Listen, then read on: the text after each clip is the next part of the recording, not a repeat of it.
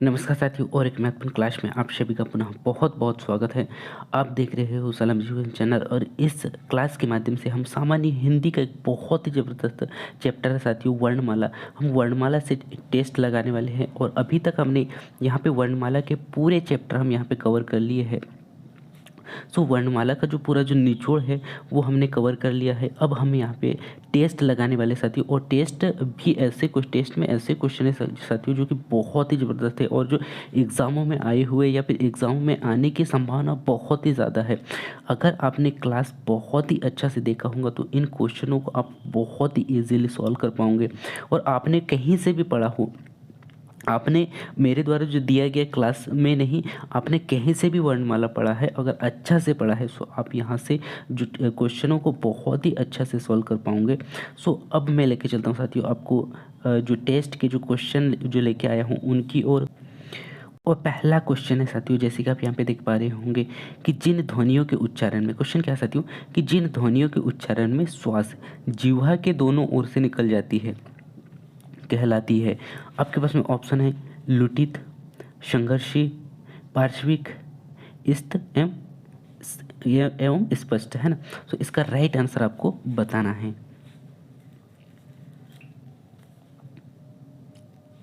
सो इसका right answer क्या है साथियों, सी, पार्श्विक। ठीक है। इसके बाद में नेक्स्ट क्वेश्चन की ओर बढ़ती है और नेक्स्ट क्वेश्चन है साथियों, निम्न में से नासिक व्यंजन कौन सा है। आपको यहाँ पे नासिक व्यंजन बताना है। सो आपके पास में ऑप्शन है साथियों स, ग, ग और ज, है ना। सो इसका राइट आंसर क्या होगा साथियों, आपको याद रखना है, इसका राइट आंसर होगा बी, इंग। ठीक है। इसके बाद में नेक्स्ट क्वेश्चन क्या है साथियों, यहाँ पे आपको क्या बताना है, मध्य स्वर, है ना, मध्य स्वर कौन सा है। सो इसमें ऑप्शन है साथियों आपके पास में ई, अ, ए, ओ, है ना। तो इसका राइट आंसर क्या होगा साथियों, सो आपको याद रखना है, इसका राइट आंसर होगा बी, है ना, यानी कि ठीक है।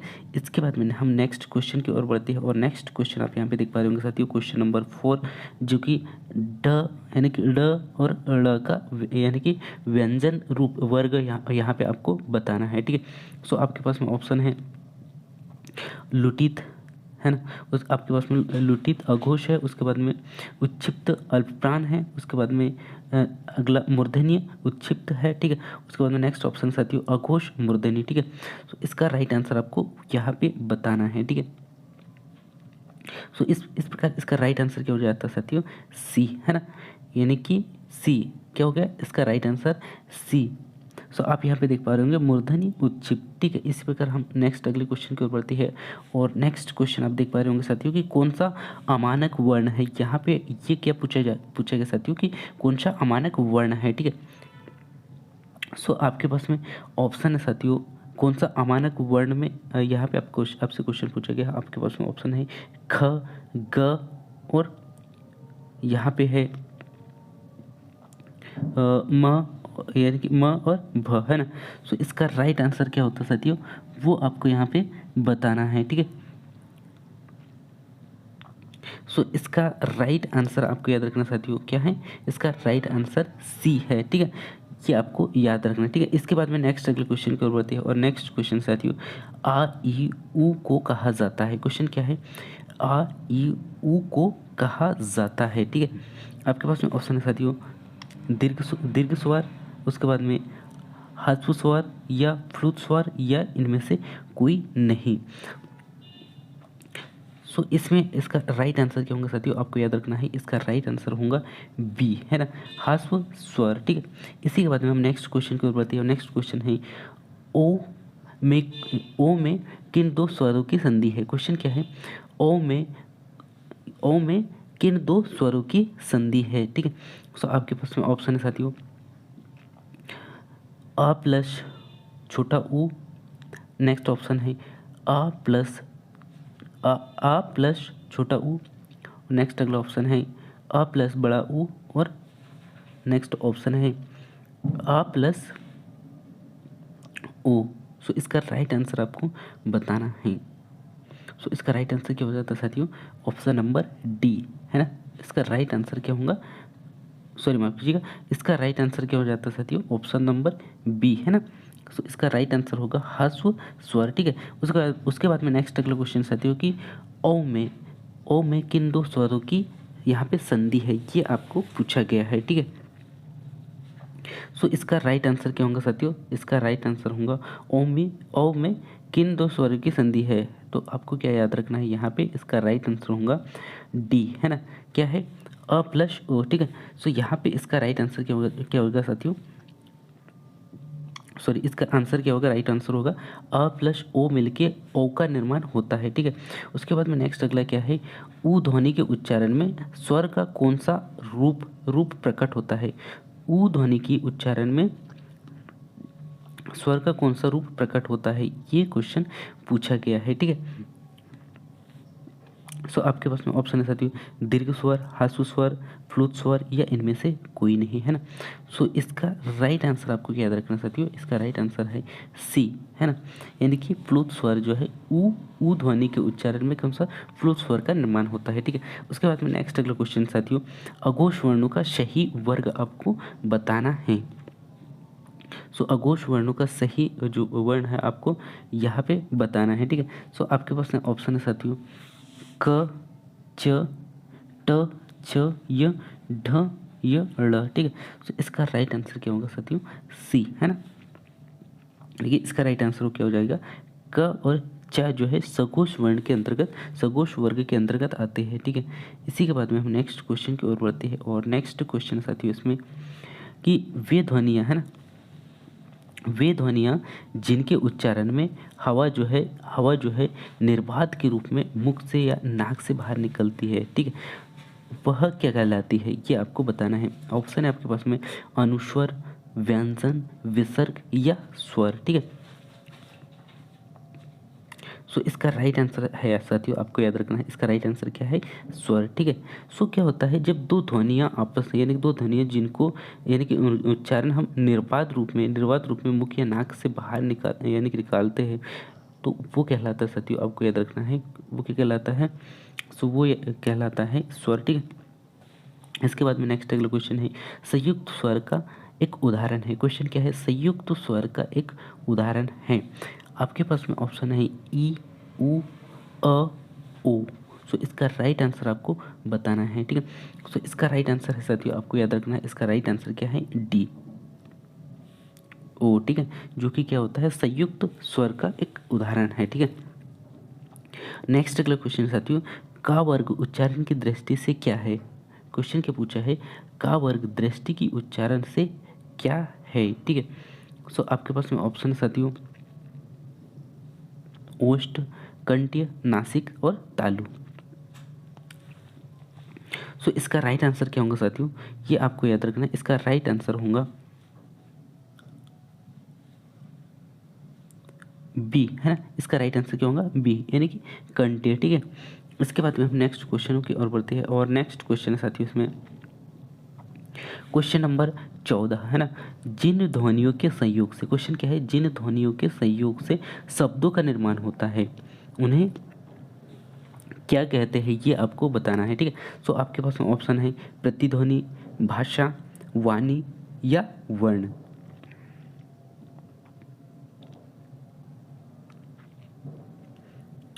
सो इसका राइट आंसर क्या होगा साथियों, वर्ण, है ना। जिन ध्वनियों के संयोग से शब्दों का निर्माण होता है, क्या होता, क्या क्वेश्चन ने क्या पूछा कि जिन ध्वनियों के संयोग से शब्दों का निर्माण होता है उसे क्या कहते हैं। सो आपको याद रखना है, इसे क्या कहा जाता है।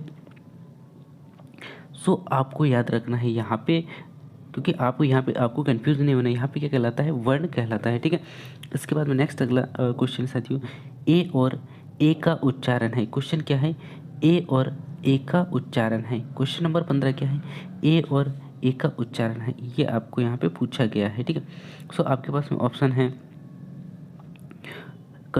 ऑप्शन है कंठोष्ठ, कंठतालु, तालु या ओष्ठ, ठीक है। सो यहाँ पे आपको याद रखना है, इसका राइट आंसर क्या होगा, तालु, ठीक है।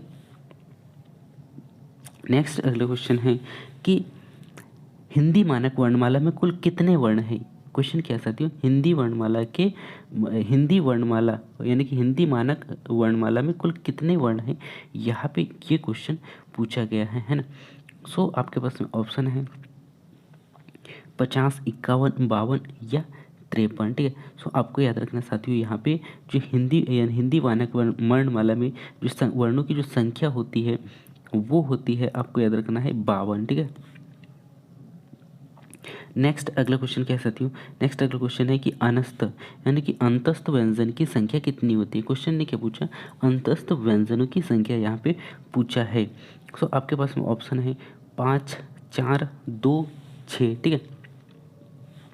तो इसका राइट आंसर आपको याद रखना है, इसका राइट आंसर साथियों 4 है ना, कि अंतस्थ व्यंजनों की संख्या मैंने कितने बताया था आपको, 4 व्यंजनों की संख्या बताया था, ठीक है। इसके बाद में नेक्स्ट अगला क्वेश्चन की ओर बढ़ते हैं और नेक्स्ट क्वेश्चन साथियों कि हिंदी वर्णमाला में है ना, हिंदी वर्णमाला में स्पर्श व्यंजनों की संख्या कितनी होती है। क्वेश्चन ने क्या पूछा, हिंदी वर्णमाला में स्पर्श व्यंजनों की संख्या यहाँ पे पूछा है, ठीक है। सो आपको यहाँ पे याद रखना है कितने होते हैं, तो आपको याद रखना है 25 होते हैं। स्पर्श व्यंजनों की संख्या कितनी होती है, 25 होती है, ठीक है। उसके बाद में नेक्स्ट अगला क्वेश्चन है साथियों कि इनमें से संयुक्त व्यंजन कौन सा है। आपको यहाँ पे पहचान के संयुक्त व्यंजन बताना है, ठीक है। सो आपके पास में ऑप्शन है ढ, है ना, ज्ञ, ण और ण, ठीक है। सो इसमें से राइट आंसर होंगे साथियों, आपको याद रखना है ना, क्या है, ज्ञ जो है संयुक्त व्यंजन है, ठीक है। इसके बाद में नेक्स्ट अगले क्वेश्चन की ओर बढ़ते हैं और नेक्स्ट क्वेश्चन है साथियों कि निम्नलिखित में से कौन सा व्यंजन उच्चारण की दृष्टि से दंत नहीं है। क्वेश्चन क्या है, निम्न में से कौन सा व्यंजन उच्चारण की दृष्टि से दंत्य नहीं है, ये क्वेश्चन पूछा गया है, ठीक है। सो आपके पास में ऑप्शन है साथियों त, न, द या ट, ठीक है। सो इसका राइट आंसर होगा जो ट है, कैसा, दंत दृष्टि नहीं है, यानी दंत से यानी कि उच्चारण की दृष्टि से दंत नहीं है, ठीक है। इसके बाद में नेक्स्ट अगला क्वेश्चन है क्वेश्चन नंबर 21 है। क्वेश्चन क्या है साथियों, सो जैसे कि आप यहाँ पे देख पा रहे होंगे, घ का उच्चारण यानी कि घ का उच्चारण स्थान क्या होता है, ठीक है, ये आपको यहाँ पे पूछा गया है। सो आपके पास में ऑप्शन है मूर्धा, कंठ, तालु या दंत, ठीक है। सो इसका राइट आंसर आपको याद रखना साथियों, इसका राइट आंसर क्या है, सो इसका राइट आंसर आपको याद रखना है बी, है ना, कंठ, यानी कि जो घ है कंठ का के अंतर्गत आने वाले वर्ण है, ठीक है। इसके बाद में नेक्स्ट अगला इसमें क्वेश्चन साथियों कि ज्ञा वर्ण किन वर्णों के संयोग से बनते हैं, ठीक है। क्वेश्चन क्या है, ज्ञा वर्ण किन वर्णों के संयोग से बनते हैं। आपके पास में ऑप्शन है जा और या से, जा और या से, उसके बाद में सा और या से, या जा और न्या या से, ठीक है। सो इसका राइट आंसर आपको याद रखना है, क्या है, जा और या से इसका जो ज्ञा का निर्माण होता है, ठीक है। ये आपको यहाँ पे याद रखना है, ठीक है। इसके बाद में नेक्स्ट अगला क्वेश्चन साथियों कि वर्णों के प्रथम तृतीय एवं पंचम वर्णों को क्या कहते हैं, ठीक है। क्वेश्चन क्या है कि वर्णों के प्रथम तृतीय एवं चतुर्थ वर्णों को क्या कहा जाता है, ये पूछा गया है यहाँ पे, ठीक है। सो आपके पास में ऑप्शन है महाप्राण, अल्पप्राण और यानी कि अंतस्थ और ऊष्म, ठीक है। सो आपको यहाँ पे याद रखना है साथियों, इसका राइट आंसर क्या होगा, अल्प प्राण, ठीक है। क्या होगा, अल्प प्राण होगा, ये आपको याद रखना है, ठीक है। इसके बाद में नेक्स्ट अगले क्वेश्चन की ओर बढ़ते हैं और नेक्स्ट क्वेश्चन साथियों कि शब्दकोश में ज्ञा किस वर्ण के संयोग से, क्वेश्चन क्या है, शब्दकोश में ज्ञा किस वर्ण के बाद में आता है। यह भी क्वेश्चन वेरी वेरी इंपॉर्टेंट है साथियों। सो इसमें ऑप्शन है आपके पास में त्र, छ, ग और ज, है ना। सो इसका राइट आंसर क्या होगा साथियों, सो इसका राइट आंसर आपको याद रखना है, क्या है, ज, है ना, जो कि जो ज्ञा है किससे, ज से मिलके बना हुआ होता है, इसके बाद में आता है, ठीक है। उसके बाद में नेक्स्ट अगला क्वेश्चन है साथियों कि शब्दकोश में त्र किस वर्ण के बाद में आता है। क्वेश्चन क्या है, शब्दकोश में त्र जो है किस वर्ण के बाद में आता है। अगर आपने ज्ञा को समझ लिया सो आप त्र को भी बहुत ही आसानी से आप यहाँ पे बता पाओगे साथियों। सो आपके पास में ऑप्शन है त्र, है ना, यहाँ पे आपके पास में ऑप्शन है, सॉरी आपके पास में ऑप्शन है न, ज्ञ, त या थ, है ना। सो इसका राइट आंसर आपको बताना है। सो इसका राइट आंसर आपको याद रखना है साथियों न, है ना। त्र जो है न के बाद में आता है, ठीक है। नेक्स्ट अगला क्वेश्चन है साथियों कि फ का उच्चारण स्थान है। क्वेश्चन क्या है, फ का उच्चारण स्थान यहाँ पे पूछा गया है, ठीक है। सो आपके पास में ऑप्शन है कंठोष्ठ, दंतोष्ठ, मूर्धन्य या तालव्य, ठीक है। तो इसका राइट आंसर आपके याद रखना साथियों क्या है, दंतोष्ठ। जो फा है कौन से दंतोष्ठ वर्ग के अंतर्गत आते हैं, ठीक है। नेक्स्ट अगला क्वेश्चन साथियों, व्यंजन को अन्य किस नाम से भी जाना जाता है ना। क्वेश्चन ने क्या पूछा है, व्यंजन को अन्य किस नाम से भी जाना जाता है, ठीक है। तो आपके पास में ऑप्शन है हल और अच्छ, है ना, हल, अच्छ, लुत या मूर्धन्य, ठीक है। तो इसका राइट आंसर आपको याद रखना है क्या है, हल। व्यंजन को हल के भी नाम से जाना जाता है, ठीक है। नेक्स्ट अगला क्वेश्चन है साथियों कि मात्राओं के आधार पर हिंदी स्वरों के कितने भेद होते हैं, है ना। आपको यहाँ पे मात्राओं के आधार पर हिंदी स्वरों के भेद बताना है, ठीक है। सो आपके पास में ऑप्शन है ह्रस्व और दीर्घ, अग्र और पश्च, अश्व और अग्र या पश्च और मध्य, ठीक है। तो इसका राइट आंसर आपको बताना है साथियों। तो इसका राइट आंसर क्या होगा, ह्रस्व और दीर्घ। सो क्वेश्चन ने क्या पूछा था कि मात्राओं के आधार पर हिंदी स्वरों के दो भेद है। सो वो कौन कौन से भेद है, सो आपको याद रखना है ह्रस्व और दीर्घ, ठीक है। इसके बाद में हम नेक्स्ट क्वेश्चन की ओर बढ़ते हैं और नेक्स्ट क्वेश्चन साथियों, नेक्स्ट क्वेश्चन भी बहुत ही ज़बरदस्त है साथियों। क्वेश्चन क्या है, सो आप यहाँ पे देख पा रहे होंगे य र ल व व्यंजन को कहते हैं, ठीक है। क्वेश्चन क्या है, य र ल व व्यंजन को कहते हैं, ठीक है। सो आपके पास में ऑप्शन है अंतस्थ, अनुस्वर, उच्छिप्त या अयोग वाहक, ठीक है। सो आपको याद होगा साथियों इसे क्या कहा जाता है, अंतस्थ व्यंजन कहा जाता है। ये जो य र ल और व है इन्हें क्या कहा जाता है, अंतस्थ व्यंजन कहा जाता है, ठीक है। नेक्स्ट अगला क्वेश्चन है कि च, छ, ल और ज्ञ व्यंजनों के उच्चारण को मुखांगों के व्यवहार के आधार पर क्या नाम दिया जाता है। आपके पास में ऑप्शन है तालव्य, मूर्धन्य, दंत, ओष्ठ।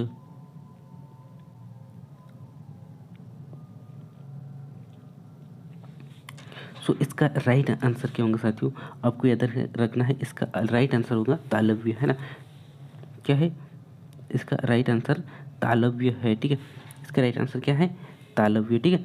इसके बाद में नेक्स्ट अगले क्वेश्चन की ओर बढ़ती है और नेक्स्ट क्वेश्चन है कि छ वर्ण किसके सहयोग से बनता है। यह भी क्वेश्चन वेरी वेरी इंपॉर्टेंट है साथियों। जो छ वर्ग है किससे मिलके बना है। सो जैसे कि आप यहाँ पे ऑप्शन देख पा रहे होंगे क और स से, उसके बाद में क और च से, उसके बाद नेक्स्ट ऑप्शन है यहाँ पे क और छ से, उसके बाद में क और छ से। तो इसका राइट आंसर होगा साथियों क प्लस स से। क्या मिलके बनता है, क प्लस स से मिलके निर्माण होता है साथियों छ का, ठीक है। इसके बाद में हम नेक्स्ट क्वेश्चन की ओर बढ़ते हैं और नेक्स्ट क्वेश्चन है साथियों कि इनमें से कौन सा व्यंजन क्या है, घोष है, ये पूछा गया है। इनमें से आपको कौन सा वर्ण घोष है वो आपको पहचान के यहाँ पे बताना है, ठीक है। सो आपके पास में ऑप्शन है साथियों प, द, क और न, है ना। सो आप यहाँ पे आपको याद रखना है कि इसका राइट आंसर क्या होगा, जो न है ना, जो ना है वो क्या कहलाता है, घोष वर्ण कहलाता है, ठीक है। नेक्स्ट अगला क्वेश्चन साथियों कि निम्नलिखित में से कौन सा वर्ग मूर्धन्य व्यंजन है। क्वेश्चन ने क्या पूछा, निम्न में से कौन सा वर्ण जो है मूर्धन्य है, ये पूछा गया है, ठीक है। सो आपके पास में ऑप्शन है का वर्ग, चा वर्ग, टा वर्ग या ता वर्ग, ठीक है। सो मैंने आपको बताया था साथियों कि जो मूर्धन्य वर्ण के मूर्धन्य व्यंजन के अंतर्गत आते हैं टा वर्ग के जितने भी जो वर्ण होते हैं वो, ठीक है, ये आपको याद रखना है टा वर्ग, ठीक है, जो कि मूर्धन्य व्यंजन के अंतर्गत आता है। नेक्स्ट अगला है निम्नलिखित में से व ध्वनि का उच्चारण स्थान कौन सा है। क्वेश्चन ने क्या पूछा कि निम्न में से, है ना, क्वेश्चन ने क्या पूछा साथियों कि निम्नलिखित में से व ध्वनि का उच्चारण स्थान आपको यहाँ पे बताना है, ठीक है। सो आपके पास में ऑप्शन है कंठ, तालु, मूर्धा या दंतुष्ट। तो इसका राइट आंसर आपको याद रखना है साथियों, कौन क्या है, डी, है ना, यानी कि दंतुष्ट, वह जो है दंतुष्ट के अंतर्गत आता है। ठीक है, नेक्स्ट अगला क्वेश्चन साथियों कि हिंदी वर्णमाला में व्यंजनों की संख्या यहाँ पे पूछा गया है। सो हिंदी वर्णमाला में व्यंजनों की आपको यहाँ पे संख्या बताना है। ठीक है, सो आपके पास में ऑप्शन है 32, 34, 33, 35। ठीक है, सो इसका राइट आंसर क्या होगा साथियों, इसका राइट आंसर होगा 34। ठीक है, जो कि हिंदी व्यंजनों की संख्या कितनी होती है, 34 होती है। ये आपको, सॉरी माफ़ कीजिएगा, हिंदी क्वेश्चन है क्या पूछा, हाँ, हिंदी वर्णमाला में व्यंजनों की संख्या, सो हिंदी वर्णमाला में व्यंजनों की संख्या होती है साथियों 33। ठीक है, ना कि 34, यहाँ पे थोड़ा सा मिस्टेक हो गया था, क्या है, 33 है। ठीक है, उसके बाद में निम्नलिखित में अर्ध स्वर आपको यहाँ पे बताना है। ठीक है, निम्नलिखित में से अर्ध स्वर आपको यहाँ पे बताना है। ठीक है, सो आपके पास में ऑप्शन है य, च, प, भ, य, र, ल, व, या फिर नेक्स्ट ऑप्शन है च और न। ठीक है, तो इसका राइट आंसर आपको याद रखना साथियों क्या है, इसका राइट आंसर है सी, य, र और व जो है निम्न अर्ध यानी कि अर्धर्थ स्वर के अंतर्गत आते हैं। ठीक है, नेक्स्ट अगला क्वेश्चन साथियों, नेक्स्ट आप देख पा रहे होंगे कि निम्न में से, यहाँ पे क्वेश्चन ने क्या पूछा, जिन शब्दों के अंत में आ आता है उन्हें क्या कहते हैं, है ना, जिन शब्दों के अंत में आ आता है उन्हें क्या कहते हैं। आपके पास में ऑप्शन है अनुस्वर, आयोगवाहक, अंतस्थ और अकारांत। ठीक है, सो इसका राइट आंसर आपको बताना है। ठीक है, सो इसका राइट आंसर होगा साथियों अकारांत। ठीक है, आपको क्या याद रखना है, इसका राइट आंसर क्या है, अकारांत। ठीक है, इसी के बाद में हम नेक्स्ट क्वेश्चन की ओर बढ़ते हैं और नेक्स्ट क्वेश्चन है का व्यंजन है। क्वेश्चन है कि पूछा का व्यंजन है, सो आपके पास में ऑप्शन है सगोश, अघोष, महाप्राण या नासिक्य। इसका राइट आंसर आपको बताना है। ठीक है, सो इसका राइट आंसर है साथियों अघोष। ठीक है, इसका राइट आंसर क्या है, अघोष, ये आपको याद रखना है। ठीक है, इसी के साथ में हम नेक्स्ट क्वेश्चन की ओर बढ़ते हैं और नेक्स्ट क्वेश्चन साथियों कि निम्न स्वरों के उच्चारण में दो मात्राओं निम्न स्वरों के उच्चारण में दो मात्राओं से भी अधिक समय लगता है, वो क्या कहलाता है। आपके पास में ऑप्शन है दीर्घ स्वर, फ्लुत स्वर, ह्रस्व स्वर या अनुनासिक स्वर। ठीक है, सो इसका राइट आंसर आपको बताना है। ठीक है, सो इसका राइट आंसर होता है साथियों फ्लूत स्वर। ठीक है, इसी के बाद में हम नेक्स्ट क्वेश्चन को बढ़ते हैं और नेक्स्ट क्वेश्चन है साथियों कि मानक रूप वर्णमाला यानी कि मानक रूप वाला वर्ण नहीं है। क्वेश्चन ने क्या पूछा कि मानक रूप वर्ण यानी कि इसमें मानक रूप वर्ण नहीं है, ये आपको बताना है। ठीक है, सो इसमें ऑप्शन है साथियों क, ल, भक्त या फ। तो इसका राइट आंसर होगा जो भक्त है वो क्या मानक वर्ण नहीं कहलाता है। ठीक है, नेक्स्ट अगला क्वेश्चन है साथियों कि जो व्यंजन अल्पप्राण है ना, क्वेश्चन ने क्या पूछा जो अल्पप्राण नहीं है उसे अलग कीजिए। आपको 4 ऑप्शन दिया गया है, इसमें अल्पप्राण को आपको अलग करना है। ठीक है, यानी कि जो अल्पप्राण नहीं है उसको अलग करना है। तो आपके पास में ऑप्शन है ख, क, घ और च। ठीक है, तो इसका राइट आंसर क्या होगा साथियों, आपको याद रखना इसका राइट आंसर क्या है, जो ख है ना, जो ख है ये कैसा अल्पप्राण नहीं है। ठीक है, इसके बाद में नेक्स्ट अगला क्वेश्चन है कि इनमें से आयोगवाहक स्वर है। क्वेश्चन है कि पूछा आयोगवाहक स्वर है। ठीक है, सो आपके पास में ऑप्शन है प, है ना, म, उसके बाद में अ और अ। ठीक है, तो इसका राइट आंसर आपको याद रखना साथियों, इसका राइट आंसर क्या है अम, है ना, क्या है इसका राइट आंसर, इसे क्या कहा जाता है आयोगवाहक कहा जाता है। ठीक है, सो आयोगवाहक कौन कौन से होते हैं, सो आपको याद रखना है एक तो ये हो गया है ना, और दूसरा ये ठीक है, ये 2 होते हैं कौन से आयोगवाहक, ये भी आपको याद रखना है। ठीक है, उसके बाद में नेक्स्ट क्वेश्चन क्या है साथियों अर्धस्वर वाला व्यंजन आपको यहाँ पे बताना है। ठीक है, सो क्वेश्चन क्या है अर्धस्वर वाला व्यंजन आपको यहाँ पे बताना है और आपके पास में ऑप्शन है प, भ, य और म। ठीक है, सो इसका राइट आंसर आपको याद रखना है क्या, जो या है ये कैसा अर्धस्वर वाला व्यंजन होता है। उसके बाद में टा वर्ग का उच्चारण किया जाता है। क्वेश्चन ने क्या पूछा टा वर्ग का उच्चारण किया जाता है। ठीक है, सो आपके पास में ऑप्शन है मूर्धन्य, वत्सर्य, तालव्य या कंठ। ठीक है, तो इसका राइट आंसर क्या साथियों, मूर्धन्य। जो टा वर्ग के अंतर्गत कौन से आते हैं, सो आपके अंतर्गत ना मूर्धन्य आते हैं। ठीक है, नेक्स्ट अगला क्वेश्चन है कि त, थ, द और ध और न का उच्चारण ऐसे होता है। ठीक है, सो आपके पास में ऑप्शन है तालु, नासिक, दंत या कंठ। ठीक है, सो इसका राइट आंसर आपके अंतर्गत साथियों क्या है, इसका राइट आंसर होगा, इसका राइट आंसर क्या होगा, दंत, स्पर्श है ना, सॉरी दंत। ठीक है, इसके बाद में नेक्स्ट अगला क्वेश्चन साथियों कि स और ह कौन से व्यंजन है। क्वेश्चन क्या है, स और जो ह है ये, सॉरी सा है ना, स और ह कौन से व्यंजन है, ये क्वेश्चन ने पूछा है। आपके पास में ऑप्शन है अंतस्थ, ऊष्म, स्पर्श या इनमें से कोई नहीं। ठीक है, तो इसका राइट आंसर आपको याद रखना साथियों क्या है, ऊष्म। ठीक है, इसी के साथ में हम अगले क्वेश्चन की ओर बढ़ते हैं और नेक्स्ट क्वेश्चन है कि यदि दो, है ना, क्वेश्चन ने क्या है, यदि दो पश्चिमाक्षर यानी कि पंचमाक्षर एक साथ आए तो स्वर रहित, है ना, स्वर रहित नहीं, यानी कि स्वर रहित खालिस्तान नहीं बनता है।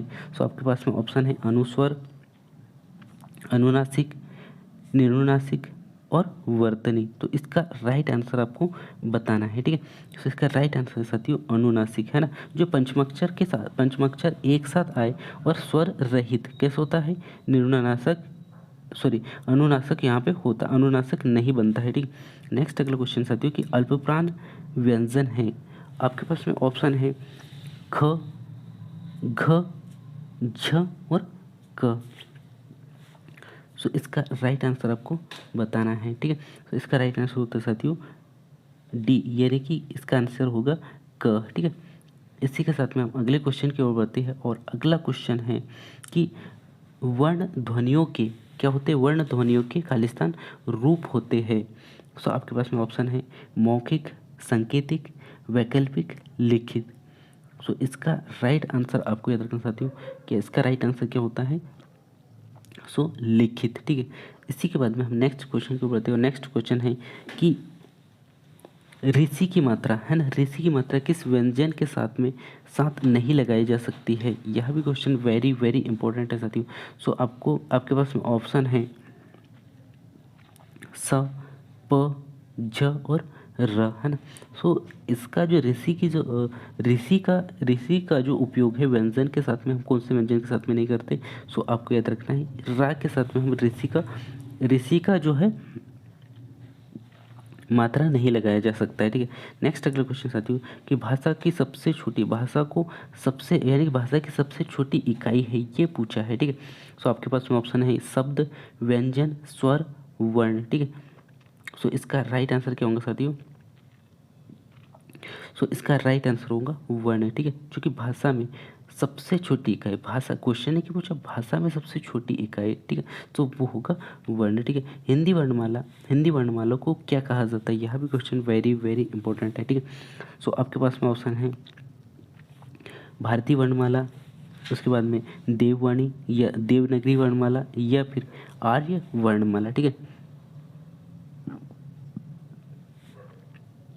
सो इसका राइट आंसर आपको याद रखना है देवनागरी वर्णमाला। ठीक है, उसके बाद में नेक्स्ट अगला क्वेश्चन साथियों हिंदी में मूलतः वर्णों की संख्या पूछा है। ठीक है, हिंदी में मूलतः वर्णों की संख्या पूछा गया है आपसे। ठीक है, तो आपके पास में ऑप्शन है साथियों 50, 51, 52, 53। ठीक है, तो इसका राइट आंसर क्या होगा 52। ठीक है, इसी के साथ में हम अगले क्वेश्चन को बढ़ते हैं और अगला क्वेश्चन है कि हिंदी वर्णमाला में स्वरों की संख्या यहाँ पे पूछा गया है। ठीक है, तो आपके पास में ऑप्शन है 8, 9, 11 और 14। ठीक है, तो इस प्रकार इसका राइट आंसर क्या होगा साथियों, हिंदी वर्णमाला में यानी कि हिंदी वर्णमाला में स्वरों की संख्या कितनी होती है, तो आपको याद रखना है कितने 11 होती है। ठीक है, ये आपको याद रखना है। ठीक है, इसी के साथ में हम अगले क्वेश्चन की ओर बढ़ते हैं और नेक्स्ट क्वेश्चन साथियों,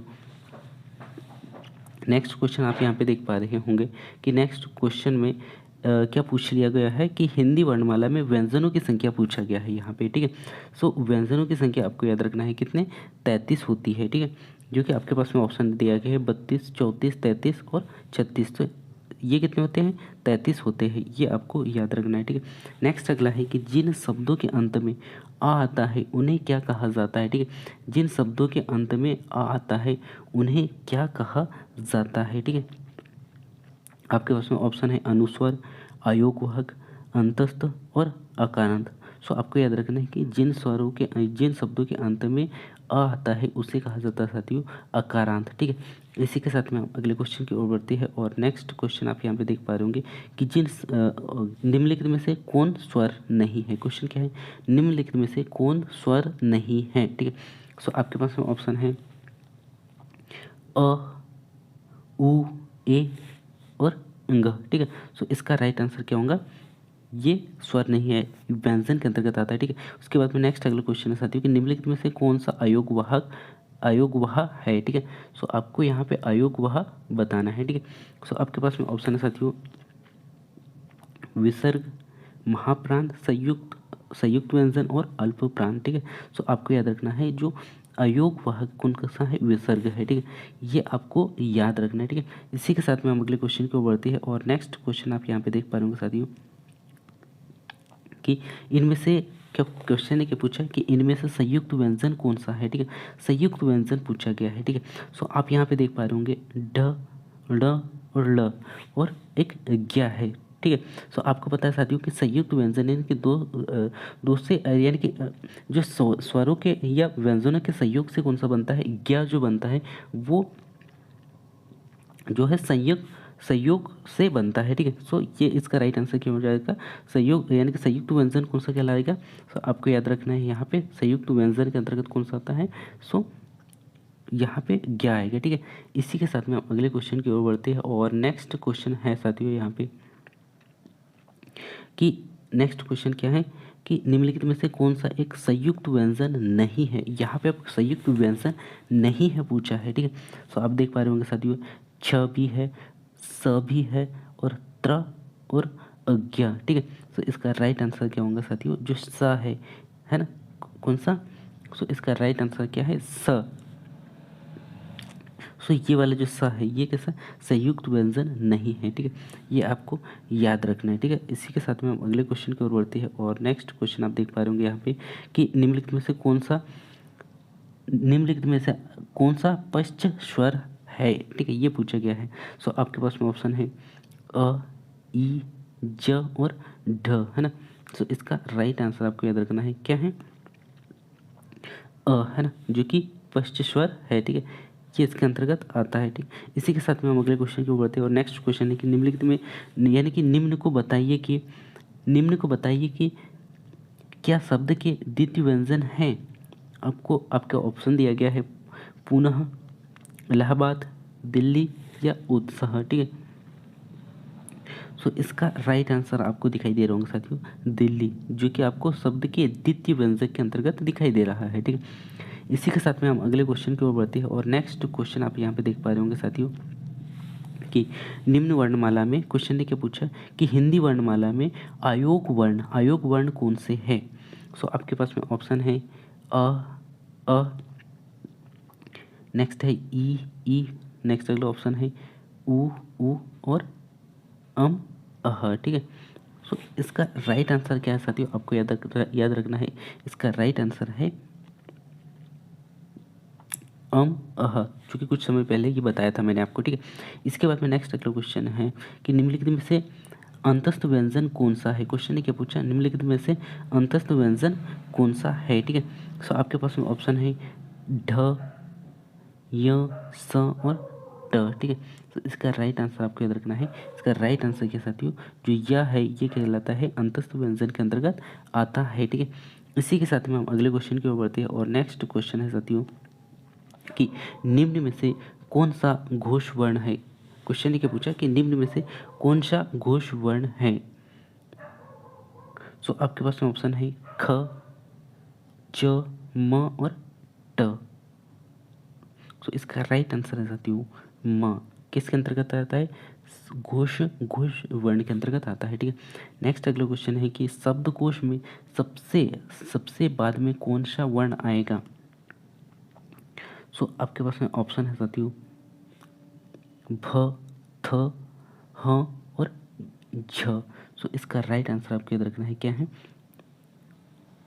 ह, ठीक है, जो कि किसके अंतर्गत आता है, सावर्ग, सावर्ग के अंतर्गत आता है, ठीक है। इसके बाद में नेक्स्ट अगला क्वेश्चन है साथियों कि छ, त्र, ज्ञ किस प्रकार के व्यंजन हैं।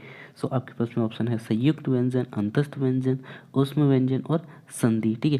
सो आपको मैंने आपको बताया था साथियों, अभी कुछ समय पहले बताया था कि छ, त्र, ज्ञ कैसे संयुक्त व्यंजन के अंतर्गत आते हैं, ठीक है। इसी के साथ में हम अगले क्वेश्चन को बढ़ते हैं और नेक्स्ट क्वेश्चन है कि ए वर्ण क्या कहलाते हैं। आपके पास में ऑप्शन है नासिक, मूर्धन्य, ओष्ठ या कंठ, ठीक है। सो इसका राइट आंसर आपको याद रखना है साथियों, इसका राइट आंसर क्या होता है, कंठ, कंठ तालव्य व्यंजन कहलाते हैं, ठीक है। कंठ तालव्य वर्ण के अंतर्गत आते हैं। उसके बाद में छ ध्वनि किसके अंतर्गत आती है। आपके पास में ऑप्शन है मूल स्वर और घोष वर्ण, संयुक्त वर्ण या फिर तालव्य, ठीक है। सो इसका राइट आंसर आपको याद रखना साथियों, इसका राइट आंसर क्या होगा। सो इसका राइट आंसर आपको याद रखना है, ये क्या कहलाता है, संयुक्त वर्ण के अंतर्गत आता है। ये क्वेश्चन 2 से 3 बार पूछा गया है ना। और उसके बाद में नेक्स्ट अगला क्वेश्चन है कि इनमें से ओ का उच्चारण स्थानीय है ना, यानी कि ओ का उच्चारण स्थान कौन सा है। सो आपके पास में ऑप्शन है दंत, मूर्धा, तालु, कंठ, ओष्ठ। सो इसका राइट आंसर आपको याद रखना है कंठ ओष्ठ क्या कहलाता है, इसका स्थानीय यानी कि स्थान उच्चा यानी कि स्थान कौन सा है। सो आपको याद रखना है कंठ, ठीक है। इसके बाद में नेक्स्ट अगला क्वेश्चन साथियों कि निम्न में से अल्प प्राण वर्ण कौन से है। यहाँ पे आपको अल्प प्राण वर्ण पहचान के बताना है, ठीक है। सो आपके पास में ऑप्शन है अ, क, ग, थ, द और फ और भ, ठीक है। सो इसका राइट आंसर आपको बताना है, ठीक है। सो इसका राइट आंसर है साथियों, है ना, इसका राइट आंसर क्या है, क और ग, ठीक है।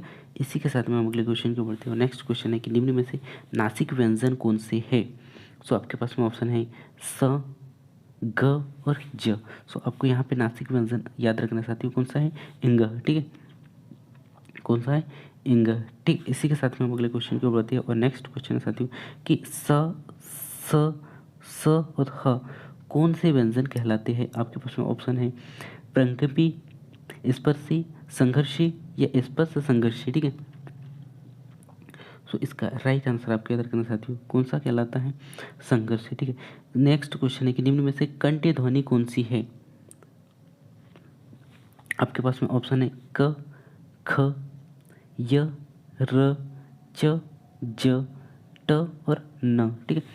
सो इसका राइट आंसर आपको याद रखना साथियों क्या है, इसका राइट आंसर है क और क जो है कंठ ध्वनि के अंतर्गत आते हैं, कंठ ध्वनियों के अंतर्गत आते हैं, ये आपको पता है, ठीक है।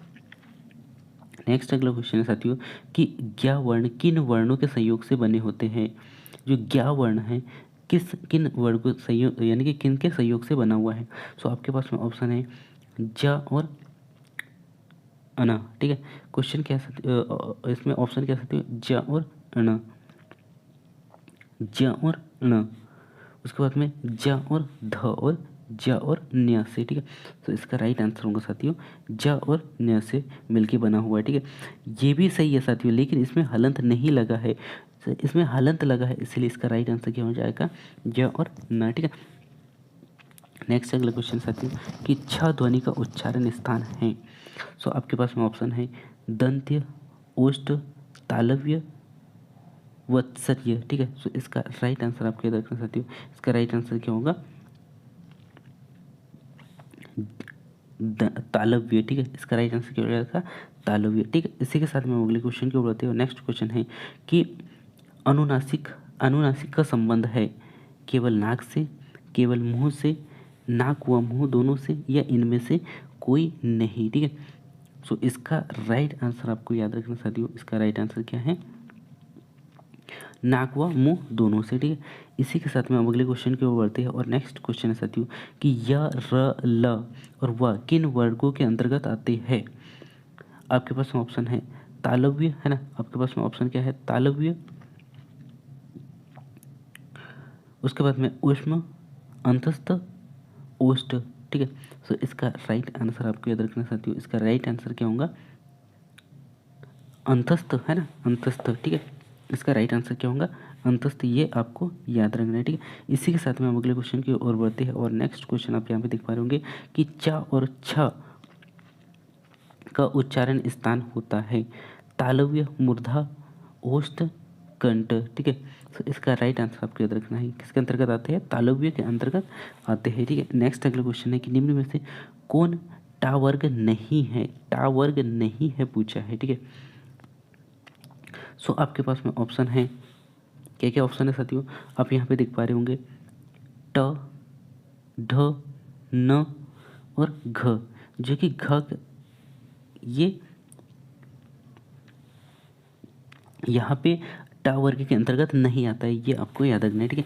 नेक्स्ट अगला क्वेश्चन है कि निम्नलिखित में से कौन सा वर्ण है ना, कौन सा सा वर्ग के अंतर्गत यानी कि सा उच्चारण करता है, ठीक है। क्वेश्चन क्या साथियों, निम्नलिखित में से कौन सा वर्ण उच्चारण की दृष्टि से दंत नहीं है।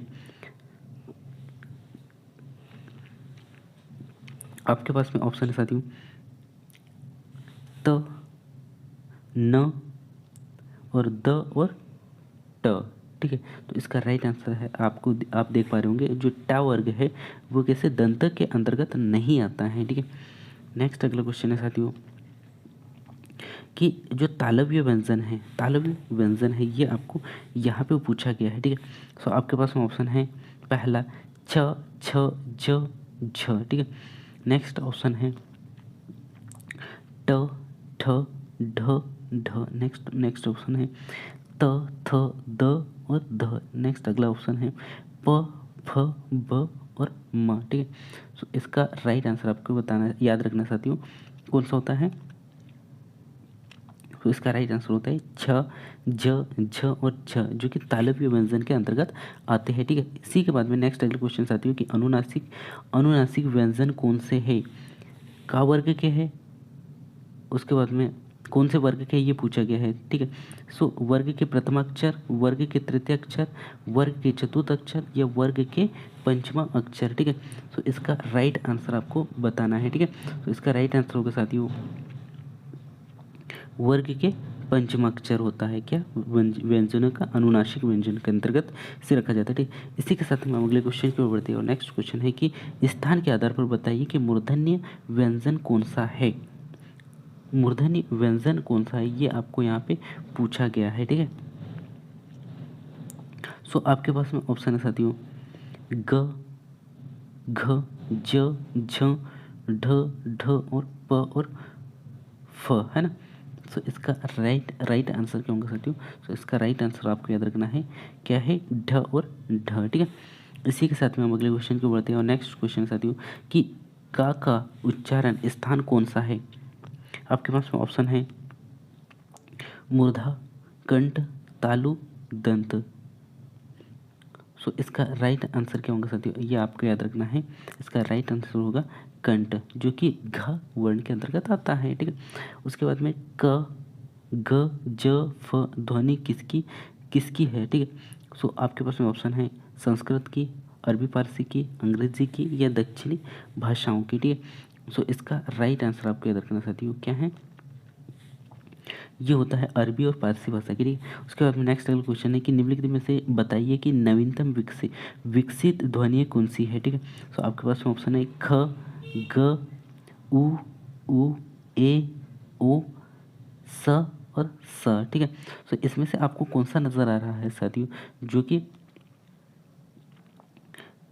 कि क्या कहा जा रहा है इसमें, नवीनतम ध्वनि के अंतर्गत है। सो आप यहाँ पे देख पा रहे होंगे साथियों ख और जो र है ना, ख और जो ग है, ठीक है, ये कौन क्या कहलाते हैं, ये नवीनतम ध्वनि के रूप में यहाँ पे हमें दिखाई दे रहा है। ठीक है, इस प्रकार आप इसका राइट आंसर क्या हो जाता है साथियों, फर्स्ट वाला अ हो जाता है। ठीक है, इसी के साथ में हम अगले क्वेश्चन की ओर बढ़ते हैं और नेक्स्ट क्वेश्चन आप देख पा रहे होंगे साथियों कि हिंदी यानी कि हिंदी में स्वतंत्र रूप से बोले जाने वाले अक्षर क्या कहलाते हैं। ठीक है, सो आपके पास में ऑप्शन है स्वर, संयुक्त अक्षर, व्यंजन या स्वरतंत्र ध्वनि। सो इसका इसका आपको राइट आंसर होगा साथियों स्वर। ठीक है, फर्स्ट ऑप्शन। ठीक है, इसके बाद में नेक्स्ट अगला क्वेश्चन है कि हिंदी भाषा में वे ध्वनियाँ कौन सी है जो दूसरी ध्वनियों की सहायता से बोली या लिखी जाती है। आपके पास में ऑप्शन है स्वर, व्यंजन, वर्ण, अक्षर। ठीक है, सो इसका राइट आंसर आपको याद रखना साथियों व्यंजन। ठीक है, इसी के साथ में हम अगले क्वेश्चन को बढ़ते हैं और नेक्स्ट क्वेश्चन है कि ख, क, ख, ग, फ में कौन सा उर्दू में लिया गया शब्द है। ठीक है, कौन सा उर्दू में लिया गया है। ठीक है, ये आपको याद रखना है। तो आपके पास में ऑप्शन है क, ग, फ और ख। ठीक है, सो इसका राइट आंसर आपको याद रखना साथियों क्या है, जो ख है उर्दू से लिया गया वर्ण होता है, वर्ण है। ठीक है, नेक्स्ट अगला क्वेश्चन है कि इनमें से कौन सा वर्ण स्वर है। क्वेश्चन ने क्या पूछा कि इनमें से कौन सा वर्ण स्वर है। ठीक है, तो आपके पास में ऑप्शन है ए, अम, अह और ल। ठीक है, तो इसका राइट आंसर होगा ए, जो है क्या है स्वर के अंतर्गत आता है।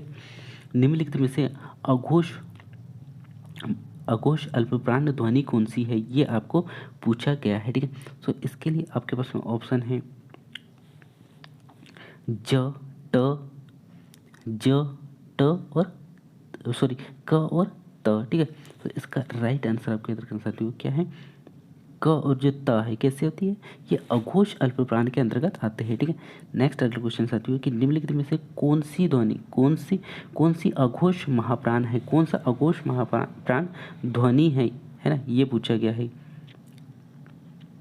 सॉरी, निम्नलिखित में से कौन सी सघोष महाप्राण है, ये पूछा गया है। ठीक है, तो आपके पास में ऑप्शन है ख, घ, झ और ट। ठीक है, तो इसका राइट आंसर आपके इधर के साथियों क्या है ज, जो कि सघोष महाप्राण के अंतर्गत आता है। ठीक है, इसी के साथ में हम अगले क्वेश्चन को बढ़ते हैं और नेक्स्ट क्वेश्चन आप देख पा रहे होंगे साथियों कि विसर्ग का प्रयोग किन दो शब्दों में, यानी कि विसर्ग का प्रयोग किन शब्दों में नहीं होता है, ये पूछा है। आपके पास में ऑप्शन है तद्भव में नहीं होता है, उत्सव में, तत्सम सॉरी माफ कीजिएगा तत्सम में, संकर में या फिर उपयुक्त सभी में। ठीक है, तो इसका राइट आंसर आपको याद रखना साथियों, इसका राइट आंसर होता है संकर में। ठीक है, जो कि हम संकर में इन विसर्गों का प्रयोग नहीं करते हैं।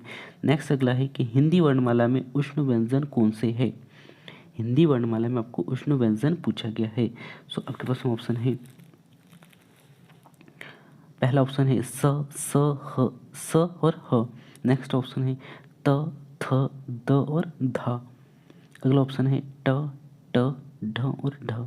नेक्स्ट ऑप्शन है च, छ, ज और ण। ठीक है, तो इसका राइट आंसर आपको याद रखना साथियों क्या है, जो स और स और ह जो है ये कैसे होती है उष्म व्यंजन होते हैं, क्योंकि जब हम इनका उच्चारण करते हैं तो हमारे मुख से क्या होता है साथियों, एक श्वास निकलती है जो खारसन के रूप में निकलती है, एक उष्म के रूप में निकलती है, इसीलिए इसे उष्म व्यंजन भी कहा जाता है। ठीक, उष्म व्यंजन कहा जाता है। ठीक है, इसी के साथ में अगले क्वेश्चन को बढ़ते हैं। नेक्स्ट क्वेश्चन है कि हिंदी में स्पर्श व्यंजनों के पाँचों वर्गों के दूसरे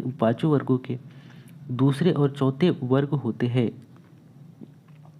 सो आपके पास में ऑप्शन है साथियों अल्पप्राण, महाप्राण व्यंजन, घोष व्यंजन या अघोष व्यंजन। ठीक है, तो इसका राइट आंसर होगा साथियों महाप्राण में क्या होता है कि स्पर्श व्यंजनों में पांचवें वर्ग के दूसरे वर्ग है ना, पांचवें वर्ग के दूसरे और चौथे वर्ण होते हैं।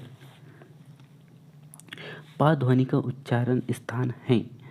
क्वेश्चन ने क्या पूछा, पा ध्वनि का उच्चारण स्थान है। आपके पास में ऑप्शन है दंत, ओष्ठ, मूर्धन्य और कंठ। ठीक है, सो इसका राइट आंसर क्या होगा साथियों, इसका राइट आंसर होगा ओष्ठ।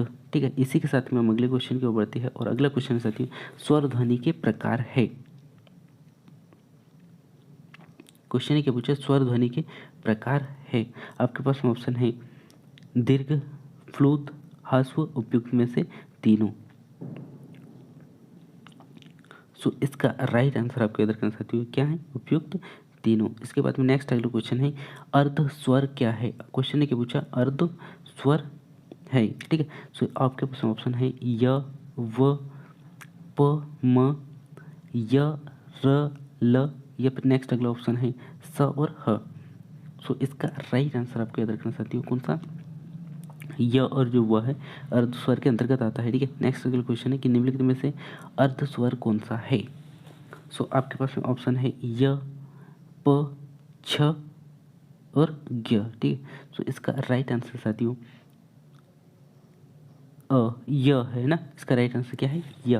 तो ये थे साथियों बहुत ही महत्वपूर्ण क्वेश्चनों के बारे में मैंने आप लोगों को रूबरू कराया। सो मैं उम्मीद करता हूँ कि यह क्वेश्चन आपको बहुत ही अच्छे लगे होंगे और पूरा क्लास आप देखिए साथियों। अगर आप पूरे क्लासेस अगर अटेंड करते हो सो इन क्वेश्चनों को आप बहुत ही आसान तरीके से कर लोगे, क्योंकि इसमें पूरे पूरे क्वेश्चन वहाँ से मिल रहे हैं जो कि मैंने आप लोगों को 2 क्लासों में देने का प्रयास किया है और पूरा डाटा मैंने वहाँ पे पूरा एक्सप्लेन करके और पूरा बहुत ही अच्छे से जो नोट्स बने हुए हैं उनसे मैंने आप लोगों को एक्सप्लेन करके बताया है। सो वो नहीं देखा तो एक बार ज़रूर देखे साथियों। उसके बाद में आप टेस्ट में शामिल होइए, या फिर ये टेस्ट नहीं आप कोई भी टेस्ट लगाइए, उसमें आपका जो रैंक है वो बढ़ेगा ही, ठीक है।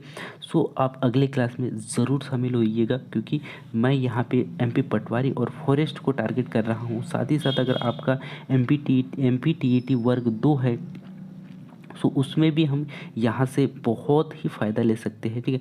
सो अपना पढ़ाई को सही दिशा देते हुए और सही ईमानदारी के साथ में कीजिए साथियों, क्योंकि आपको अगर सफलता अगर पाना है तो आपको सही दिशा के साथ में, आपको सही समय के साथ में आपको अपना जो स्तर है उसे बढ़ाना होगा, ठीक है। सो मिलते हैं अगले क्लास में, तब तक जय हिंद, वंदे मातरम।